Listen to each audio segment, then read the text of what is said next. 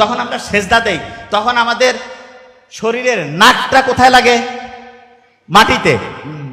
কপালটা কোথায় লাগে? আচ্ছা বলো তো, নাক আছে না? নাক, এই নাকে হাত দাও। একটা জিনিস বলি,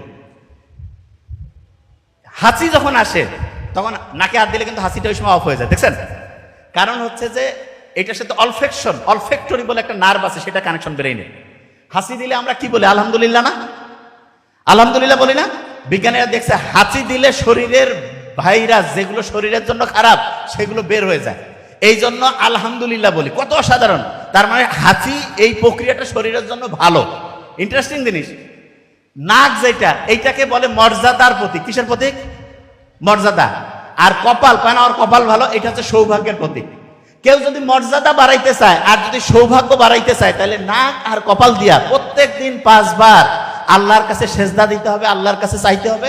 মর্যাদাও বাড়বে, সৌভাগ্য উত্তর উত্তর উত্তর উত্তর বাড়তেই থাকবে। তাইলে মর্যাদা বাড়াইতে চাইলে, সৌভাগ্য বাড়াইতে চাইলে দৈনিক কয়বার নামাজ পড়তে হবে? কয়বার? আচ্ছা, নামাজ যখন আমরা পড়ি, তখন আল্লাহ শুকরিয়া আদায় করি কি করি না? শুকরিয়া আদায় করি। আচ্ছা, এবার অনেকে বলবে যে ভাই, যে নামাজ পড়তেছি দৈনিক কিন্তু ব্রেইন বাড়তেছে না, অনেকে বলে না? এই আচ্ছা, ব্রেইনের ক্যাপাসিটি মানে ব্রেইনটা ঠিকভাবে কাজ করে না, এইরকম কার কার মনে হয় ব্রেইন কাজ করে না ঠিকভাবে ছোট বাচ্চার মধ্যে? আচ্ছা, ভেরি ফাইন। ব্রেইনটা মনে হচ্ছে একটু কাজ করে কম না? আচ্ছা, এদের ব্রেইনটা বাড়াই দিতে হবে, এখন ব্যবস্থা করতেছি। ব্রেইনটা কিভাবে বাড়ায় শোনো, তোমাদের একটা বুদ্ধি শিখাই, তাহলে তোমার ব্রেইনটা বাড়বে। কিরকম সেটা বলি। এই ছোট্ট বাচ্চাদের দেখতেছি চশমার পরিমাণটা একটু বাড়ছে মনে হচ্ছে, আগে না?